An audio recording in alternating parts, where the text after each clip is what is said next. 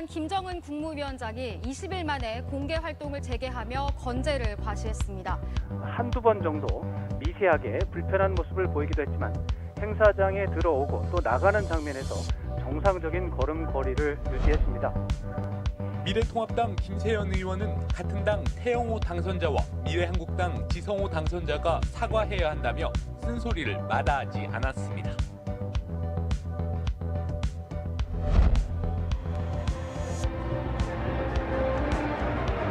이 땅에 백두산 바람이 세차게 일고 있습니다.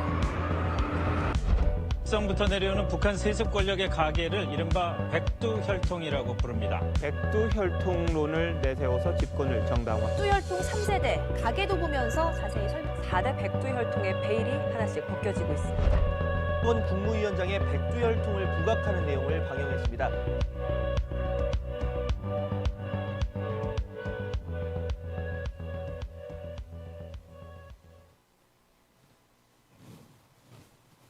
여러분 안녕하세요.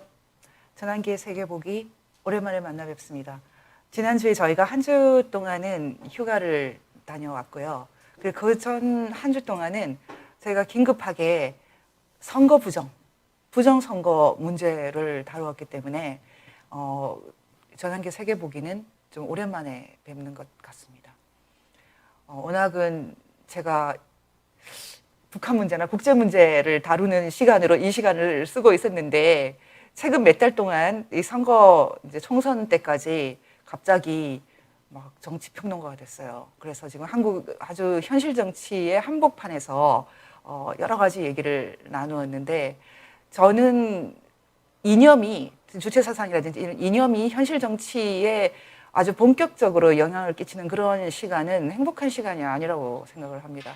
현실은 아주 그때그때 주어지는 많은 현안들을 다이나믹하게 다루는 그런 것이어야 하는데 지금 한국은 소위 주사파 정권 이래로 어떤 종류의 이념이 현실에 폭주를 해서 들어오는 그런 상황이 있다고 생각하고 좋게 얘기하면 패러다임이 교체되는 조짐이고 또 나쁘게 얘기하면 현실에 우리가 모르는 사이에 아주 이질적이고 특이한 어떤 그런 세력이 잘못된 일을 벌이고 있다. 이렇게도 볼 수 있다고 생각합니다. 그래서 제가 주사파 문제를 본격적으로 다루는 그런 몇 달간의 시간이 있었고요. 이제 총선이 끝났고 다시 국제 문제와 북한 문제를 주로 전환기의 세계보기를 통해서 다루려고 했는데 또 이 선거 부정 문제가 또 터졌습니다.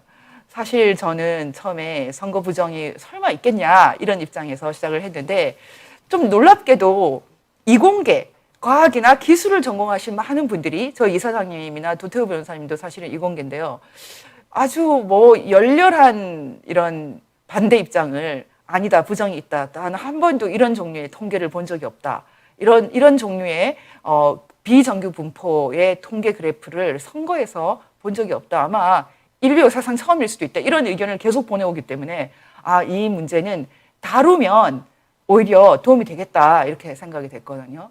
이 문제가 실제로 선거가 부정이 있는데 안 다루고 넘어가는 것보다 다뤘는데 없다라고 하면 더 좋은 문제가 돼버렸어요. 왜냐하면 그만큼 중요한 과학 현상을 보여주고 있습니다. 말하자면 아주 이색적인 통계 현상을 보여주고 있습니다. 그래서 선거 부정이 있다라는 여러 가지 견해에 대해서 저희가 검증하는 시간이 있었고요.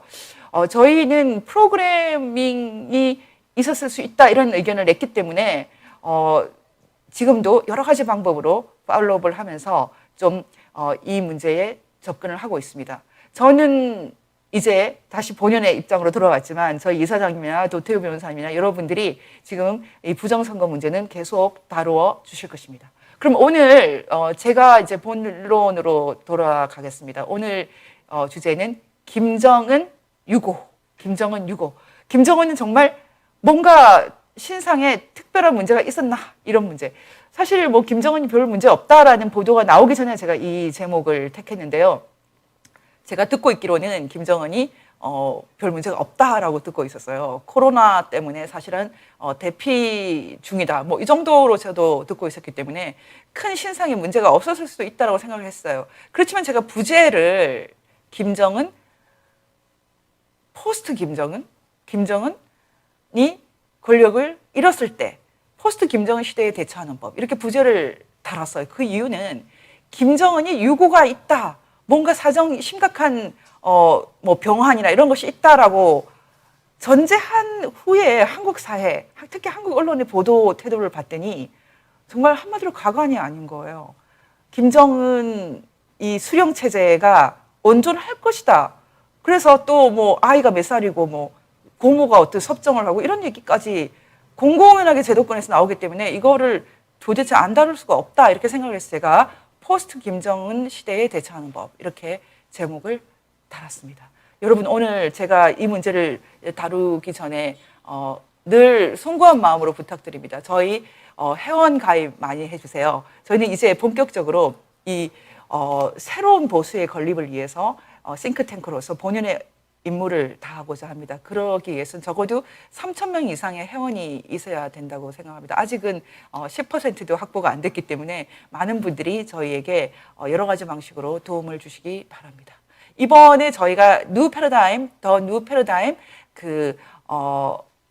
저희가 MP라고 줄여버리는데요. 그 선거 부정은 한 점 의혹도 엄밀 검증을 해야 된다. 이런 헤드라인을 저희가 지금 제기를 했는데 이런 식으로 저희가 늘 중요한 헤드라인을 제기하는 뉴 패러다임을 매달 발행하고 있습니다. 여러분이 회원을 가입하시고 주소를 보내주시면 저희가 이것을 보내드리겠습니다. 그 외에도 여러 가지 여러분과 소통을 하면서 저희가 그 법치와 자유민주 연대 그리고 VON을 운영을 하려고 합니다. 여러분의 도움을 절실히 기다리고 있습니다.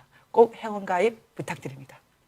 그러면 이제 들어가겠습니다. 항상 저희가 본론에 들어가기 전까지 시간이 많이 걸리기 때문에 여러 가지 좀 항의를 받지만 일단 여러분들이 모일 때까지 시간이 좀 필요해요. 저희가 생방송이기 때문에 이제 좀 여러분들이 같이 얘기를 나눌 그런 시간이 된 것 같아요. 오늘 주제는 김정은의 유고 정말 있나? 이런 것이었습니다. 유고? 너 정말 갔어? 뭐 이렇게 해석한 영어로 해석하시는 분도 있겠는데 유고라는 말은 말 그대로 신상의 큰 변고, 뭐 사정, 특히 뭐 사망 이런 거를 포함하는 그 지도자가 더 이상 그 통치를 하기 힘든 상황을 표현할 때 우리가 왕곡어법으로 유고라는 표현을 쓰고 있습니다. 오늘 제가 이 방송을 준비하면서 예전에 저희 VON에서 했던 그 북한 관련된 강좌 시리즈를 들었어요. 저희가 자유통일, 동상다몽 시즌 1, 2 두 번에 걸쳐서 1년 이상 그 북한 강좌를 했습니다. 저는 VON의 북한 강좌는 정말 최고라고 생각을 하는데 많은 사람들이 듣지는 않았고요. 꼭 필요하신 분들이 이미 좀 많이 듣고 계신데 그 방송을 이끌어 주신 분은 제가 생각할 때는 뭐 세계 최고급의 북한 전문가이십니다. 사실 이분을 안 지는 20년이 넘었고요. 그리고 이분의 박사 논문은 김정일의 권력 승계에 관한 것이기 때문에 사실 이 논문을 언제 지금 책으로 만들까 저는 늘 고민 중인데 아주 훌륭한 논문을 쓰신 분이고 또 이 부분에 대해서 가장 잘 말씀을 해주실 수 있는 분이에요. 그래서 제가 오늘 이분 강의를 미리 듣고 왔는데 중간에 저희 사무실에 오신 거예요. 그래서 제가 뭐 따로 말할 필요가 없다. 직접 모시자. 그래서 제가 이 자리에 모셨습니다. 그런데 뭐 얼굴은 아까우시대요. 그래서 이렇게 바깥에 내보내기에는 너무 잘생긴 얼굴이다. 그래서 사모님만 보게 하겠다. 약간 이런 입장이신 것 같아요. 농담이신 거 아시죠? 근데 김강인 박사님을 제가 직접 모셨고요. 오늘은 목소리로만 뵙겠습니다. 미리 준비를 못 하셔서 뭐 의상도 그렇고 그래서 그냥 그 라디오 방식으로 목소리만 전해드리겠습니다. 제가 오늘은 이 김정은의 유고 상황에 대해서 제가 강의하는 것보다 더 전문가이신 김광인 박사님 인터뷰를 하는 시간을 잠깐 갖겠습니다. 그러면 여러분 지금부터는 김광인 박사님 안녕하세요. 네, 안녕하세요. 이때까지 저희가 자유통일 동상다몽을 할 때는 그냥 김 박사님이라고 했어요. 사실은 이 성함도 내보내기를 참 꺼려하십니다. 사실 근데 이분은 경력이 상당히 오래되신 북한 전문 기자셨고 또 대학에서 가르치는 교수님이신데요. 요즘에 강의를 어떻게 하고 계세요? 뭐 다 아시다시피 코로나19 사태 때문에 온라인으로 하고 있습니다. 아, 온라인에는 별로 익숙한 분이 아닌데 어떠세요? 좀 더 아니면은 아유 힘들죠. 두 배, 세 배 힘이 드는데 시대 변화에 따라가야 하니까 예. 뭐 어렵지만 열심히 하고 있습니다. 예, 코로나가 새로운 어떤 그 대학 강의 풍경을 만들었는데 요즘에 교수님들은 주로 온라인으로 방송을 하신대요. 그래서 엄청나게 힘들어 하시는데 오늘 그래서 좀 여유가 있으셔가지고 이 자리에 또 오시게 됐습니다. 김 박사님 최근에 그 김정은 그 신상에 관련돼서 여러 가지 의견이 있었어요. 최근에 뭐 대형 오보라고 하면 오보일 수 있는데 그런 사건도 있고 또 국회의원 탈북자 출신의 국회의원들의 발언까지 여러 가지 복잡한 상황이 있는데 좀 내용은 알고 계시죠? 네, 뭐 잘 알고 있습니다. 예. 좀 먼저 그 설명부터 좀 해주시겠어요? 네, 뭐 그 소위 가짜 뉴스다 오보다 해가지고 말들이 많았는데 이런 일이 벌어진 데는 몇 가지 배경이 있다고 봅니다. 제가 몇 가지로 한번 정리를 잠깐 해봤는데 첫째는요, 북한 체제의 폐쇄성입니다. 말하자면 북한 스스로 김정은의 신상에 문제가 있다면 또 있는 대로 없다면 없는 대로 그때그때 밝히면 아무 문제가 없을 텐데 이것을 이제 스스로 숨기고 그러니까 숨기면 또 궁금하잖아요. 그래서 이제 문제가 많이 생겨난 것 같고 둘째는 이제 북한에서는 모든 것이 수령에게 집중돼 있어요. 이제 일종의 체제의 비정상성 때문에 그런 일이 일어났다고 보는데 수령이 만기 칠남하는 그런 형태이기 때문에 수령의 안위가 굉장히 중요합니다. 만기 칠남은 또 무슨 뜻이에요? 모든 문제를 수령이 다 알아야 되고 다 해결해야 된다는 뜻이죠. 옛날에 군왕들이 봉건시대 군왕들이 그렇게 했던 건데 지금 북한에서 똑같은 일이 벌어지고 있고요. 그러다 보니까 수령의 안위가 체제 안위와 연결되고 또 북한 체제의 불안정성은 한반도 정세 변화하고도 직결이 되죠. 그렇죠. 네, 그러다 보니까 우리도 민감하게 반응을 했던 것이고요. 그리고 이제 더욱 중요한 것은 김정은의 실제 건강 문제입니다. 지금 뭐 키가 한 167cm에 몸무게가 130kg 이상 나간다는 거 아닙니까? 뭐 그러면 초고도 비만인데 이쯤 되면은 결코 건강하다고 할 수 없죠. 그렇다면 뭐 내일 넘어지든 모레 쓰러지든 이상하지 않는 겁니다. 게다가 김일성도 그렇고 김정일도 그렇고 심장병으로 사망을 했거든요. 그러니까 심혈관계통의 가족력을 가지고 있어요. 그러니까 뭐 김정은이 무슨 일이 생겼다고 하면 사람들이 쉽게 믿을 수 있는 그런 환경이 되어 있다. 그다음에 이제 우리 언론이나 대중매체들의 그 외신에 대한 지나친 의존도도 저는 있다고 봅니다. CNN 보도 때문이죠. 예. 처음에 이제 이것을 보도한 것이 데일리 NK였는데 데일리 NK가 보도했을 때는 대체로 뭐 그냥 시큰둥했어요. 예. 그러다가 CNN이 이튿날 데일리 NK를 받아서 위중설을 보도하니까 이제 난리가 났죠. 그러니까 CNN 보도에 대한 지나친 의존, 그것 때문에 이제 뭐 온갖 설들이 이제 나왔다고 보고요. 그러니까 CNN이 데일리 NK를 받았다는 것은 데일리 NK가 좀 독특한 매체인 건 사실인 것 그렇죠. 같아요. 데일리 NK는 뭐 스스로도 북한 전문 인터넷 신문을 자임하고 있고 또 나름대로 열심히 하고 있고 저는 뭐 잘하고 있다고 봅니다. 네 번째는 일종의 선정주의인데요. 우리가 선정주의 하면은 무슨 뭐 성문제를 떠올리지만 그 말고도 북한 보도도 일종의 그런 게 있어요. 특히 이제 최근에 유튜브가 활성화되면서 1인 매체들이 많이 생겨났습니다. 그러니까 유튜브의 그 조회수를 높이는 것이 굉장히 중요하게 됐죠. 그러다 보니까 뭐 믿거나 말거나 하는 얘기들이 굉장히 많이 나왔고 심지어는 뭐 북한과 전화 통화를 했다. 뭐 중국의 고위 인사가 전원이다. 뭐 이런 얘기를 하면서 얘기를 하는데 이거 사실 김정은의 신상과 관련된 문제는요. 북한 내에서도 다섯 손가락에 꼽을 정도의 사람밖에 모릅니다. 북한하고 통화한다고 해서 알 수 있는 것도 아니고요. 중국의 고위 인사라고 해서 알 수 있는 게 아닙니다. 다시 말하면 지금 탈북자라고 해서 북한에서 잘 안다고 하기가 쉽지가 않죠. 뭐 북한의 장마당 물가나 이런 건 잘 알 수 있겠죠. 그러나 북한의 김정은의 신상과 관련된 것은 북한에서도 극비 상황이에요. 그걸 안다고 하면 그건 난센스입니다. 그런데 이제 우리 언론도 그런 가능성이 없음에도 불구하고 보도를 우선 하고 보는 것이 우선이다 보니까 그런 얘기가 생겼고 마지막으로 이제 북한 보도 특유의 이제 그 무책임성이라는 게 있어요. 뭐 아니면 말고식으로 그냥 막 보도를 쏟아내는데 왜냐하면 뭐 북한에서 항의를 하지 않잖아요. 그리고 뭐 명예훼손으로 뭐 고소를 하는 것도 아니고 언론중재위에 제소하는 것도 아니고 그러다 보니까 그냥 일단 던져놓고 보는 식의 무책임성이 굉장히 그럼 김 박사님은 나왔다. 그런 보도가 막 나올 때 네.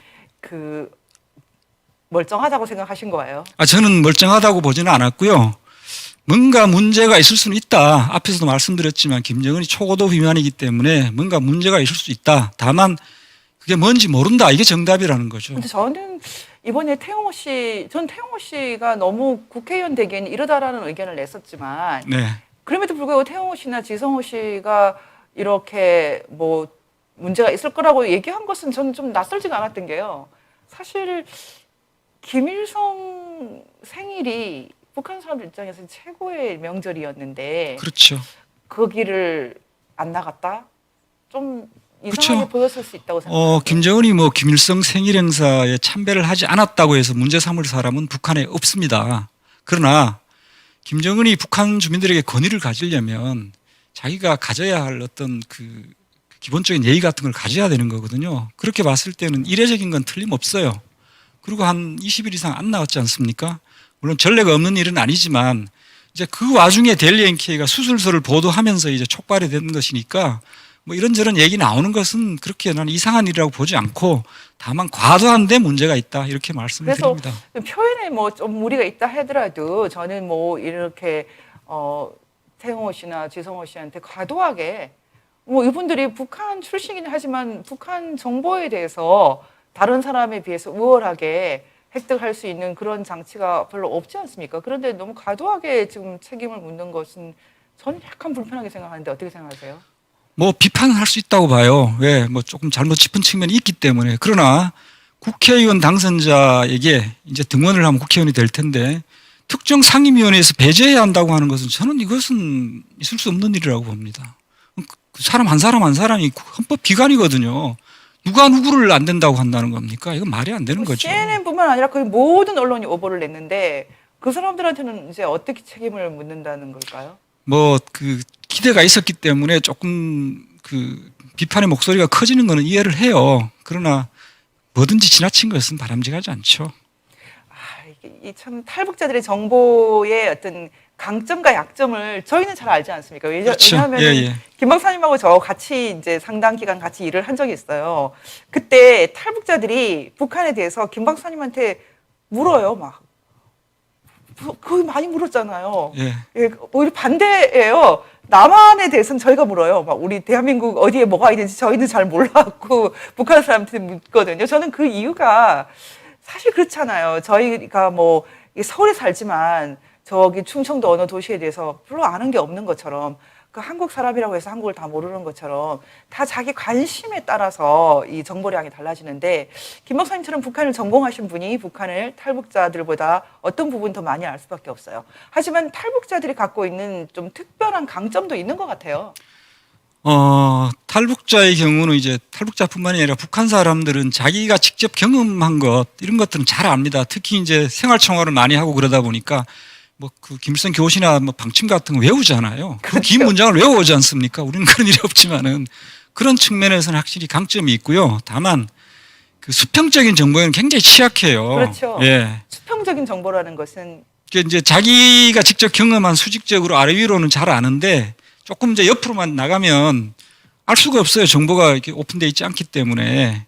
저희가 수백 명을 인터뷰하지 않았습니까? 그렇죠. 그때 저는 개인적으로는 인터뷰할 때 그 뭐 사실 고위층부터 뭐 여러 이제 분야에서 일하신 분들을 인터뷰를 굉장히 많이 했어요. 김 박사님도 그렇고 저도 그렇고. 근데 저는 금광에서 일했던 사람이나 아니면 탄광 같은 데서 일했던 사람들의 정보가 참 소중하게 느껴졌어요.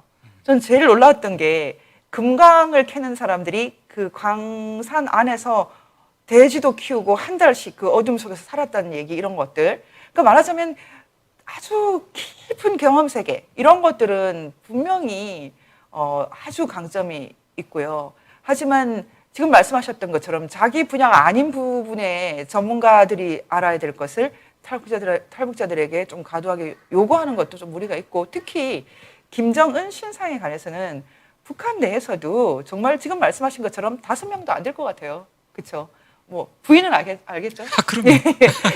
뭐 몇 분밖에 모를 거다 이렇게 생각이 들고 그 점에 대해서는 이제 김강인 박사님도 좀 저희가 조금 너그럽게 봐야 된다 이런 입장을 말씀하시는데요. 한국 정부는 어떻습니까? 한국 정부나 뭐 미국 정부 이런 그 기관들은 좀 잘 보고 있는 것 같으세요? 우리 일반인에 비해서는 뭐 훨씬 앞서겠죠. 우리 소위 말하는 이제 휴민트, 인문 정보라든가 tech인트, 뭐 기술 정보라든가 기타 이제 공개된 정보들을 취합할 수 있는 능력이 탁월하고 또 그런 것만을 전문으로 하는 사람이기 때문에 개인하고는 비교가 할 수 없죠. 다만 우리 정부가 이번에 하는 걸 보면 이제 특이 동향이 없다고 일관되게 얘기를 했었거든요. 근데 그건 조금 소극적인 표현이에요. 물론 정부로서는 김정은의 신상을 얘기하는 것 자체가 좀 부담스러울 수 있고. 그건 주사파들이나 부담스럽죠. 뭐 아무튼 그리고 이제 나중에 만에 하나 틀리면 이제 권위가 떨어지니까 조심스러워서 그랬을 수도 있는데 특이 동향이 없다는 얘기는요. 김정일 죽었을 때 특이 동향 없었어요. 그리고 김정일 죽었을 때. 예. 그리고 특이 동향이라는 건 진짜 사망 사건이 벌어지거나 쿠데타가 벌어지지 않으면 예컨대 김정은이가 며칠 동안 뭐 식물인간이 됐다고 칩시다. 특이 동향 나타날 것 같아요? 안 나타납니다. 그러니까 그것만 가지고 맞췄다 이렇게 얘기하는 것은 좀 곤란하다고 봐요. 저는 지금 한국에서 누가 더 점괘를 잘 맞추냐 뭐 그런 대결이 있다는 생각이 들 정도거든요. 근데 지금 예측이 아니라 예언을 하는 것이죠. 예언을 맞춰야 된다. 근데 사실 언론의 자유라는 것은 기본적으로 좀 틀린 말도 자유롭게 할 수 있다라는 것인데 맞는 말만 해라 이런 건 자유가 없는 거지 않습니까? 근데 지나치게 사람들이 언론의 자유에 대해서 좀 심하게 이렇게 관여하는 것 이런 것은 좀 생각을 해야 된다 그렇게 보고 있습니다. 근데 어쨌든 지금 이번에 그 김정은 그 유고라고 할까 이 사건에서 참 의미가 깊었던 것은 역시 그 김일성 생일에 불참한 것. 근데 그 외에는 그 부재 전후로 할 일은 다 했죠 김정은이. 이제 두 가지 팩트인데요. 하나는 김일성 생일 행사에 참배하지 않았다는 사실. 그것이 이제 앞에서도 말씀드렸지만 조금 이례적인 현상이었던 건 틀림없고, 그다음에 한 20일 정도 장기간 매체에 등장하지 않았다는 건데, 뭐 그런 일들은 그 전에도 들어 있긴 했습니다. 그러나 아무튼 장기간 안 나온 것은 사실이기 때문에 그 사이에 무슨 일이 있었는지 모르죠. 원산에 있었다는 소리 유력하죠. 저는 뭐 그 사이에 우리 언론사에서 기자들로부터 전화를 많이 받았었는데요. 제가 그 얘기를 했어요. 뭔가 좀 특이한 건 사실이지만 김정은이 어디에서 무슨 일이 벌어졌는지 모른다. 난 그것이 정답이라고 얘기를 했어요. 안다고 하면 거짓말이다. 원산에 있었는지 명산에 있었는지 평양에 있었는지 또는 어디에 있었는지 누가 안다는 겁니까? 그건 말이 안 되는 거죠. 코로나 상황이 역시 북한이 폐쇄적이기 때문에 정보가 이렇게 많이 공개되지 않지 않습니까? 근데 코로나 상황이 우리가 상상하는 것보다 좀 더 심할 수 있다. 왜냐하면 예전에 그 300만 아사 같은 경우도 굶어서 죽은 사람보다 전염병으로 죽은 사람이 많았다고 제가 들었거든요. 그렇죠. 그때는 코로나는 아니지만 물론. 코로나 사태와 가서 관련해서 북한이 뭐 청정 지역이다, 뭐 또는 뭐 환자가 없다라고 얘기하는데 없는 것이 아니라 확인이 안 되는 겁니다. 키트가 없기 때문에 확인을 못 하는 거예요. 그리고 만약에 진짜 없다면 북한이 왜 학교 개학을 연기하죠? 북한도 그렇죠. 예. 없다면 왜 연기합니까? 그냥 정상적으로 4월 1일 날 개학하면 되죠. 근데 연기하고 있지 않습니까? 북한의 폐쇄성이라는 것이 그렇죠. 이런 경우도. 그래서 어떤 사람은 지금 한국이 뭐 100단인데 200명 뭐 이런 단위인데 10배, 100배 많을 수도 있다. 이런 의견도 내거든요. 그만큼 북한이 정확한 정보를 얻기에 여러 가지 이제 그 제약이 있기 때문에 저희로서는 뭐 오보가 어떤 면에서는 좀 불가피한 면이 있는 것 같아요. 그렇지만 제가 지금 말씀드렸던 것처럼 김일성 생일에 안 나갔다. 뭐 참배를 안 했다. 예전 조선시대 같으면은 종묘 사직에 안 나간 것과 비슷한가요? 근데 어쨌든 이 사건만 갖고 봤을 때 지금 김 박사님이 일종의 우상화에 관련돼서도 좀 다이어트가 있다.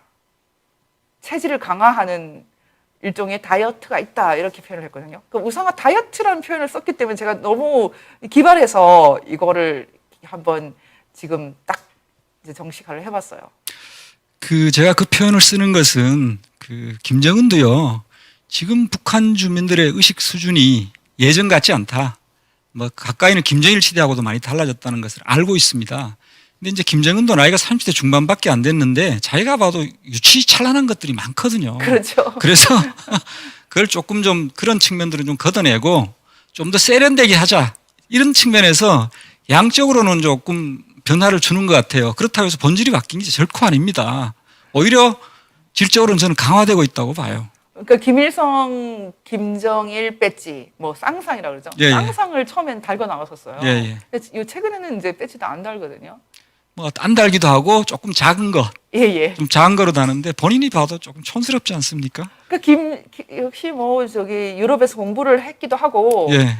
본 것도 있고 그래서 이 사람은 그 북한 우상화를 조금 촌스러운 뭐 김일성화, 김정일화뿐만 아니라 좀 촌스러운 것은 좀 줄이는데 그렇다고 해서 우상화를 포기하나?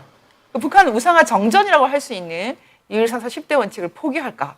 포기할 것으로 보십니까? 아이고 말도 안 되죠. 우상화 북한에서 만약에 당 2.144 체계 확립 10대 원칙, 김정은 시대 와서 율적 영도 체계 확립의 10대 원칙이라고 이름이 바뀌긴 했는데 그거를 폐기한다는 것은 수령 체제가 사라졌다는 뜻입니다. 수령 체제가 그렇죠. 존재하는 한, 네. 세습 체제가 존재하는 한 결코 폐기되지 않는 것입니다. 근데 의외로 2.144 10대 원칙에 대해서는 사람들이 잘 알지도 못하고 또 언론은 일부러라도 언급을 잘 안 해요.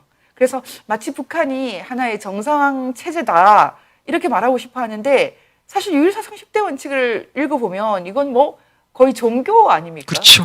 이 종교에다가 뭐 영원한 수령, 주체의 태양, 뭐 절대화 이런 종교적인 표현을 막 쓰는데 특히 10조를 제가 한번 읽어보겠습니다.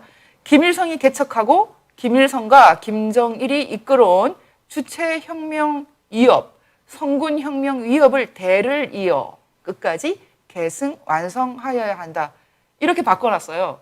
그러면은 결국 뭐 배지를 어떻고 아니면 생일에 가고 이런 것과 상관없이 본질적인 부분이라고 하는 이 3대 세습을 정당화하는 작업은 계속 한다는 거죠. 그렇죠. 거기 구조에 보면은 그 우리 혁명의 명맥을 백두의 혈통으로 영원히 이어나가매라고 하는 그래서 예, 이제 예. 김정은이 3대 세습하는 근거가 백두혈통이라는 거거든요. 백두혈통. 저는 이 용어를 쓰지 말자고 하는 건데. 아, 사람들이 요즘 백돈혈통으로 바꾸세요. 아무튼 뭐 북한 수령 체제하고 우상화하고는요 절대 떼놓을 수 없는 겁니다. 만약에 우상화가 존재하지 않으면 수령 체제도 존재하기 어렵죠. 백두혈통이라는 말을 우리 언론도 막 써요. 써서는 안 되는 용어입니다. 뭐 태양상이니 뭐 태양절도 마찬가지고요. 태양궁조도 마찬가지고. 금수산 태양궁전. 아니 북한 당국이나 김정은 입장에서 김일성, 김정일이 태양이죠. 우리한테 김정일이 태양입니까? 그 용어를 쓴다는 것은 김일성, 김정일을 태양으로 인정한다는 뜻이에요. 그건 이제 어쩔 수 없이 아카데믹하게 학문적으로 인용하기 위해서 또는 부득이하게 쓰는 경우를 제외하고는 써서는 안 되는 거죠. 근데 지금 저는 한국 방송사들이 마치 북한의 수령 체제를 유지하는 것이 좋다라는 그런 느낌을 줄 정도로 뭐 다음 백두혈통을 누가 이을 것인가, 뭐 김여정이 뭐 어떻게 할 것인가, 또 아들이 있다느니 딸이 있다느니 저는 야 정말 한국 언론이 이렇게 해도 되나 이런 생각이 드는데 어쨌든 백두혈통이라는 것은 여전히 계속 강조를 할 것이다. 올해 만든 영화도 있다고 하고요. 그리고 지금 어떤 방식으로든 이 백두혈통이라는 걸 강조를 하게 되는데 사실 그 원조는 역시 그 아버지인 김정일이죠. 김정일이 1980년대에 자신의 고향을 갑자기 백두산으로 옮기지 않았습니까? 82년부터죠. 82년부터죠. 예, 예.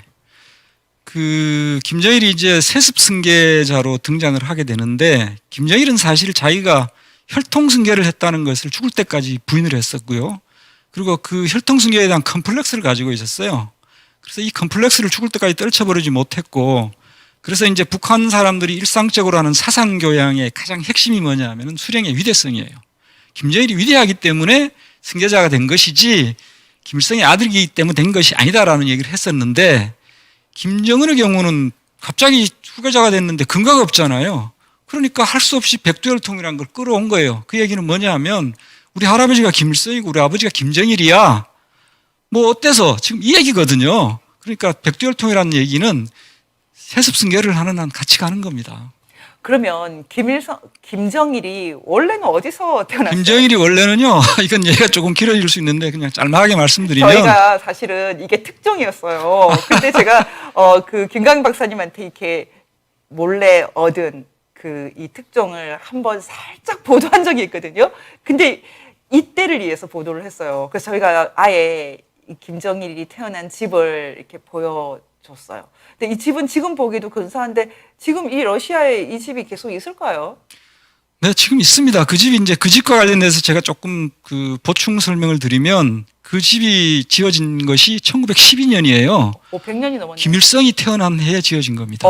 예. 그리고 그 집을 지은 것이 제가 듣기로는 러시아가 지은 것이 아니라 일본이 러일 전쟁 이후에 잠시 점령했을 때 지은 거로 알고 있어요. 그래서 그 집이 그대로 있고 당시에 김정일이 태어날 때 김일성, 김정숙 부부가 거기서 살았는데 이 아파트 중에서 어느 칸인가요?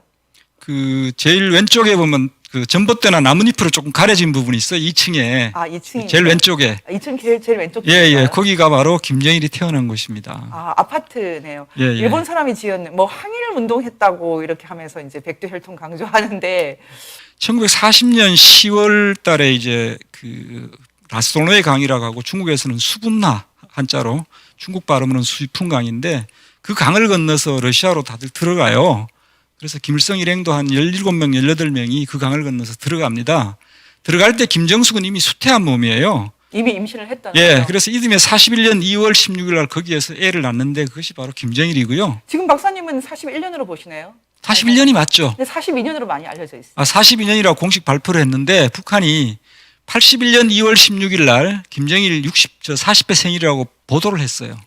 근데 이듬해 또 똑같이 42년으로 바뀌면서 예. 그 40배 생일이라고 또 보도를 했어요. 왜 그러냐면 북한의 그 승계 논리에 보면은 세대교 철론이라는 게 있어요. 같은 세대에서 후계자가 나오면 안 되고 한 세대가 바뀌어야 한다. 근데 김일성이 12년생이니까 김정일이 41년생이 되면 29년이 되잖아요. 한 세대에서 1년이 모자란단 말이죠. 그래서 42년으로 바꾼 거죠. 이렇게 러시아에서 태어났는데 백두산으로 이제 옮겼죠. 네. 그리고 신화를 하고 있는데 지금 그러면 지금 이제 한국에서는 정말 이게 한국 지금 우리가 겪고 있는 최고의 불행한 상황이 아닌가 생각하는데 이런 식의 그 수령 절대 통치에 대해서 지금 한국 사람들이 별로 경각심이 없어요. 이게 정말 심각한 문제라고 생각을 하는데 지금 보시기에 일단은 김정은의 현재 권력은 건재하다고 보십니까? 아마 권력이 건재하다고 봐서 권력은 뭐 공고하다고 봐야 됩니다. 현재도 공고하다고.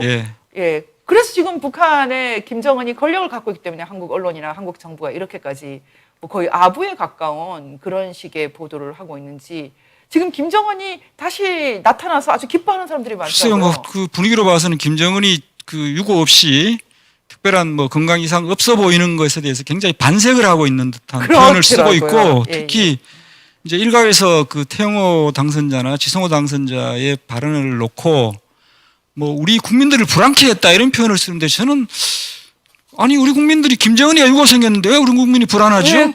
다 기뻐해야 되는 거 우리가 아닙니까? 불안한 것은 김정은이가 이상해질까 봐 불안한 게 아니라 우리가 제대로 대처를 못할까 불안한 겁니다. 불안의 원인을 정확히 아셔야죠. 준비가 안 돼서. 예, 그것 때문에 불안한 거지. 김정은이 신상에 이상이 생기는 거하고 불안하고 무슨 관계가 있어요? 김정은이 지금 북한 사람들의 어떤 존재인지를 한국 사람들이 고민을 하지 않아요. 저는 UN에서도 반인도 범죄자로 규정한 김정은에 대해서 이렇게까지 지지를 하는 심리라면 정말 우리가 병든 게 아닌가 이런 생각 들거든요. 그럼에도 불구하고 김정은에 대해서 어느 정도 김정일에 비해서 조금 긍정적으로 보는 것은 아까 말씀하셨던 우상화 다이어트랄까 이런 것에 좀 기대를 거는 것일 수도 있을 텐데 이번에 순천 그 비료 공장 그때 그 일종의 배너라고 할까요? 거기에 주체 연호가 없었어요. 이런 것들은 좀 의미 있게 봐도 되는 건가요? 그 부분은 저도 이제 아직 확신이 안 서는데요. 그 주체 연호를 안 쓰기로 한 것인지. 주체 연호가 뭔지 일단 조금 설명해 주시겠어요? 북한에서 이제 보통 우리 이제 국가가 그 독자적인 연호를 쓰는데요. 일본도 그렇고 아시아에서는 이제 필리핀하고 우리 정도가 안 쓰고 있고 뭐 다들 중국도 뭐 과거에 민국 몇 년 뭐 이런 식으로 썼지 않습니까? 근데 북한에서는 이제 김일성이 태어난 해인 1912년을 주체 원년으로 해서 그 병기를 하고 있거든요. 서기와 주체 연호를 병기를 하고 있습니다. 그런데 공식 문건에는 반드시 그렇게 쓰는데 이번에 아마 그 순천 림비료 공장에 그 그것이 빠졌나 봐요. 그렇더라고요. 예, 그래서 2020년 5월 1일 이렇게만 적혀 예. 있고. 그래서 그게 계속 그렇게 쓰는 것인지 거기만 예외적으로 그랬던 것인지 조금 두고 볼 필요가 있다. 저는 유보적인 입장입니다. 예. 그러면은 끝으로 박사님, 이제 한국 언론이나 한국 정부 포함해서요, 한국 시민사회가 북한 정보를 다룰 때 또는 보도를 할 때 이런 건 좀 주의를 해야 된다, 이런 게 있으면 좀 말씀해 주시겠어요? 네, 한 두 가지 정도만 말씀을 드릴 텐데요. 첫째, 이제 북한에서 들어오는, 특히 북한에서 들어오는 그 첩보겠죠. 아직 이제 검증이 되기 전엔 첩보 수준인데, 그때 들어오는 것을 보면 거의 육하원칙 중에 몇 개가 빠져요. 이빨이. 육하원칙 중에 한 서너 개밖에 안 들어옵니다.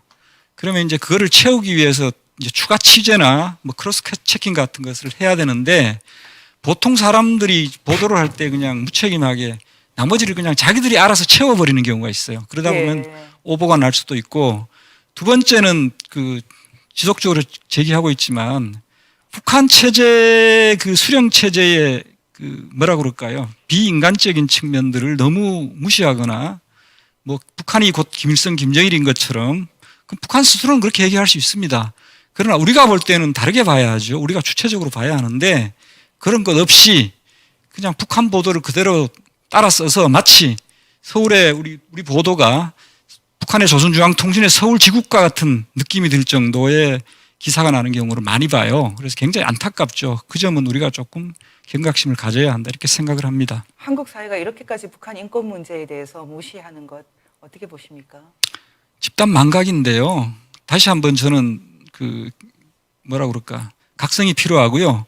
앞에서 이제 김일성의 만행에 대해서 얘기를 했는데, 만주에서 발산 활동한 거 뭐 좋습니다. 그러나 6.25 전쟁 범죄보다 더한 게, 저는 북한 주민들을 그 영성 없는, 인격이 없는 그 기계처럼 만들어 놓은, 그걸 이제 한자어로 순치, 길들인다라고 하는 건데, 인격 없는 기계처럼 만든 그 순치한 것이 나는 6.25 동란을 일으킨 것보다 더 큰 제약이라고 생각을 해요. 그 점에 대해서 우리 국민들이 조금 관심을 가졌으면 좋겠습니다. 박사님, 지금까지 너무나 귀한 논평 감사드립니다. 앞으로 종종 뵙겠습니다. 저희가 지금 자유통일 동성다몽이 지금 당분간 없는데 시즌 3를 해야겠죠? 예, 뭐 하여튼 노력하겠습니다. 예, 곧 뵙겠습니다. 네, 감사합니다. 예. 여러분 잘 들으셨어요? 이왕이면 여기 앉아서 대담을 했으면 좋았는데 준비 좀 안 되셔서 그 목소리로 들려드렸습니다. 지금까지 김광인 박사님의 말씀은 김정은은 건재하다. 하지만 기본적으로 이렇게 어떤 뭐 지도자라고 할까, 통치자의 근황이나 상황이 공개가 이렇게 안 된다는 것 자체가 독재 체제의 한 양상이 아닌가, 그런 이제 면에 대해서 좀 저희가 잘 알 수 있도록 설명을 잘 해주셨습니다.